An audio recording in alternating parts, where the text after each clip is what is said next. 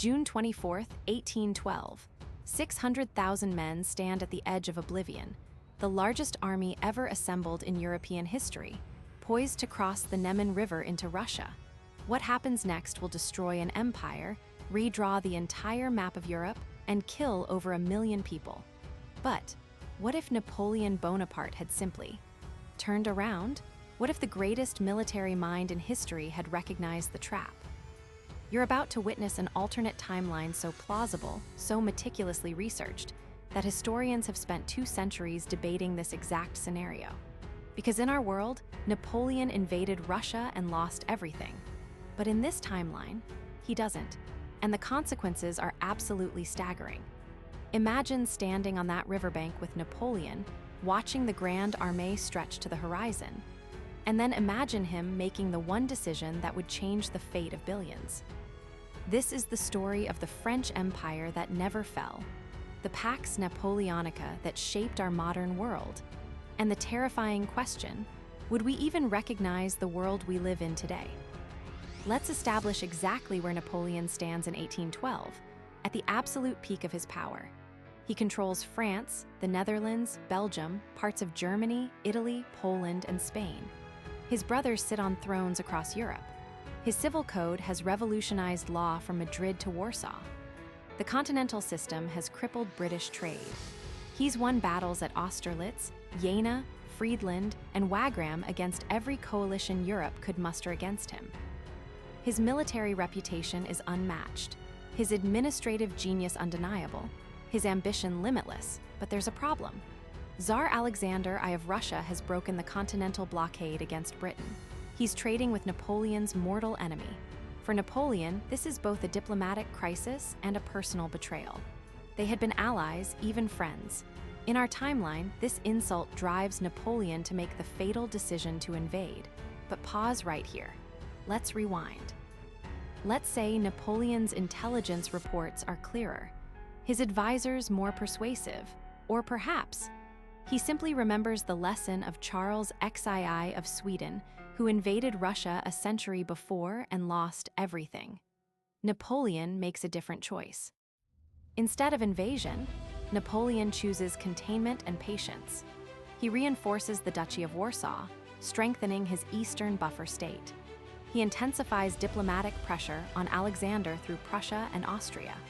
He pours resources into finishing the Peninsular War in Spain, where British forces under Wellington are bleeding French resources. Most importantly, he doubles down on the continental system, using his navy and privateers to make the blockade of Britain absolutely airtight. This is the unsexy work of empire, logistics, diplomacy, economic warfare, but it's also brilliant strategy. Britain's economy begins to genuinely buckle under the pressure. By 1813, food riots erupt in London. The pound sterling collapses against continental currencies. British manufacturers, cut off from European markets, face bankruptcy. The cost of maintaining Wellington's army in Spain becomes unsustainable. And here's what changes everything. Without the catastrophic Russian campaign to inspire them, the Sixth Coalition never forms. Prussia stays cowed. Austria remains allied through marriage. Russia, isolated and economically dependent on European trade, reluctantly returns to the continental system by 1814. Napoleon has won without firing a shot. By 1815, Britain faces a choice between economic collapse and negotiated peace. The unthinkable happens, the Treaty of Paris. Britain recognizes French hegemony over continental Europe in exchange for Napoleon ending the continental system and guaranteeing British colonial possessions. Wellington evacuates the Iberian Peninsula. The Napoleonic Wars are over. France has won. Now, the real alternate history begins. Napoleon is only 46 years old. At the height of his intellectual powers, with decades left to consolidate his vision, he doesn't waste them. The Napoleonic Code spreads across the entire continent, creating the first unified legal framework in European history. Feudalism is abolished everywhere French influence reaches. Religious tolerance becomes law. Merit-based administration replaces aristocratic privilege. Imagine the scale of this transformation. Within a generation, Europe undergoes a revolution more profound than anything achieved by military conquest alone. The metric system, secular education, civil marriage, freedom of religion, equality before the law. These aren't just French innovations anymore. They become the foundation of an entire continental civilization. The Pax Napoleonica has begun. With peace secured, Napoleon turns his genius toward administration and reform. The French Empire becomes a genuine meritocracy, the first in European history.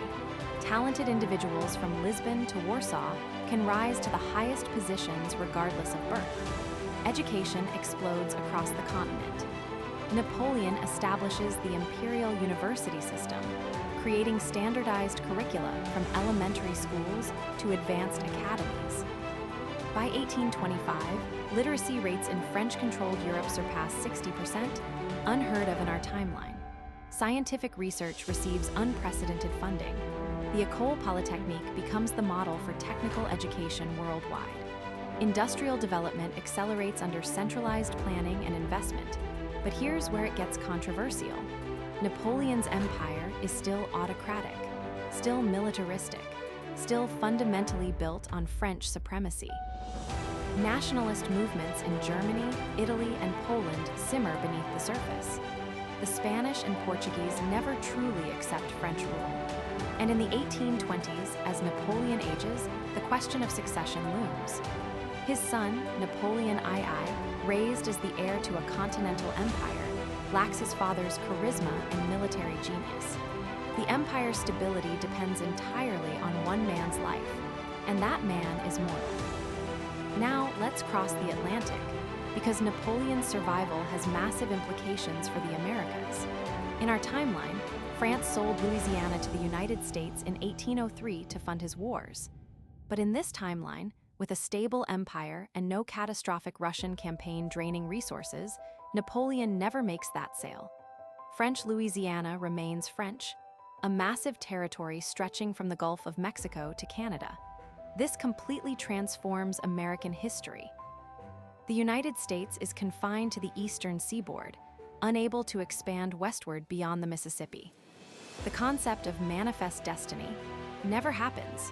Meanwhile, Napoleon supports independence movements in Latin America, not out of idealism, but to replace Spanish colonial power with French influence.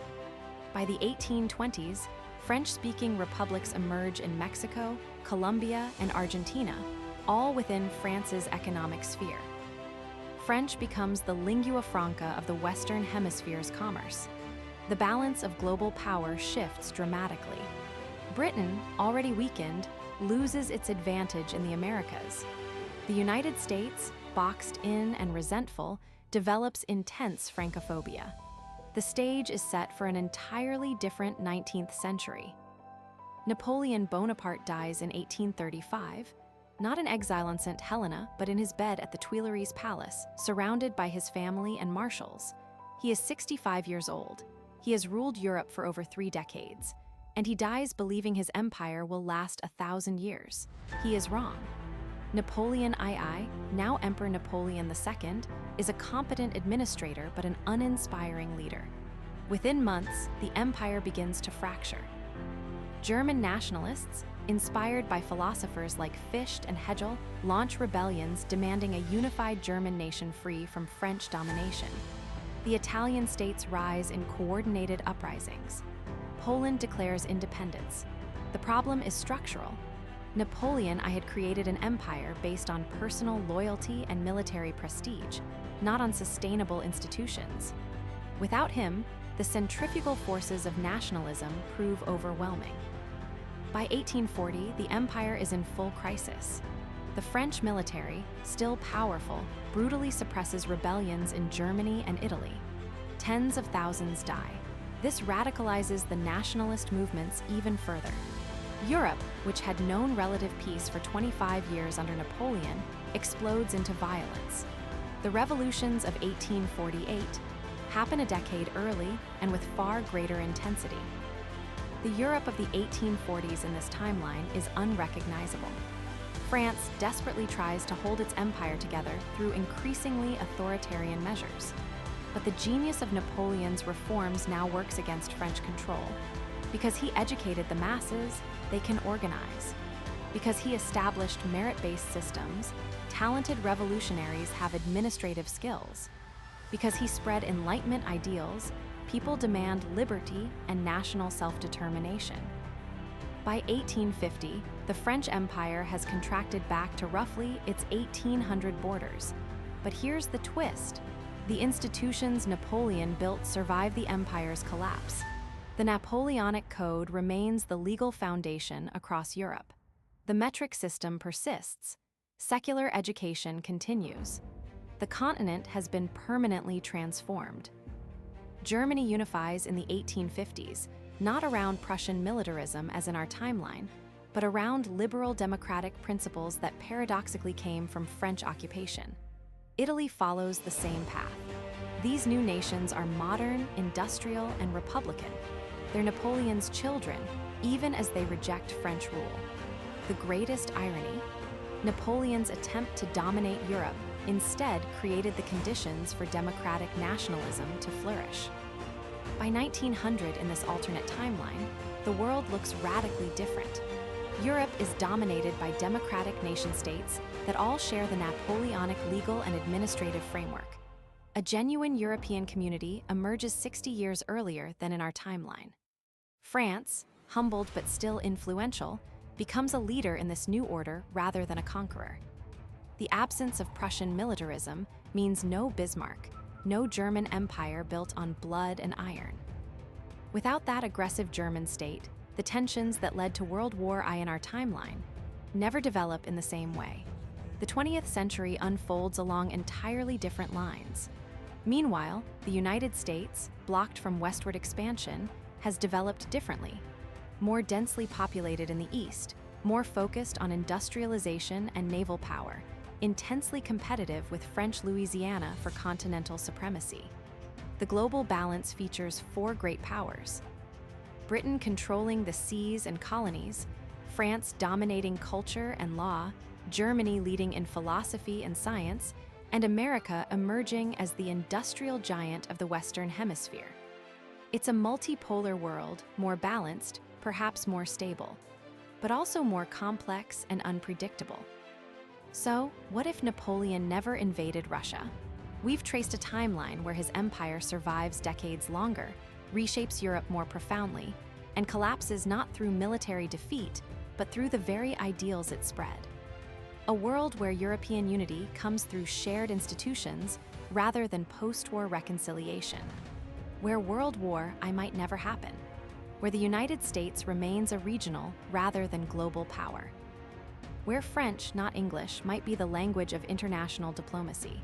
But here's the haunting question this alternate history forces us to confront. Was Napoleon's defeat in Russia actually a tragedy or a blessing? In our timeline, his fall led to conservative restoration, then nationalism, then the catastrophic wars of the 20th century. In this timeline, his success might have prevented those conflicts, or simply delayed them. The lesson isn't that Napoleon should have avoided Russia. It's that individual decisions by powerful leaders can create ripple effects across centuries. History isn't inevitable. It's contingent, fragile, balanced on moments of choice. And sometimes, the road not taken leads to a world we can barely imagine. The question is, would that world have been better, or would we have simply traded one set of catastrophes for another? Think about that. Next time someone tells you history was destined to unfold exactly as it did.